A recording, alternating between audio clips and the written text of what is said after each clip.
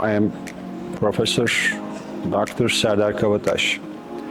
I've been interested in stem cell and cellular therapy applications for 18 years. We have started to apply stem cells in hypoxic ischemic encephalopathy, then traumatic brain injury, then spinal cord injury, cerebral palsy, autism, neurodegenerative diseases, and peripheral nerve injury.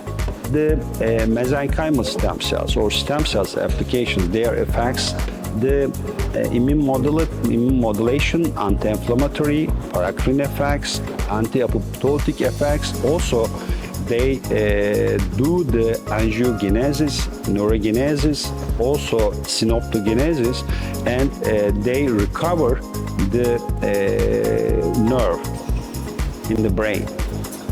So that's why we are using this kind of cells to treat this kind of patients.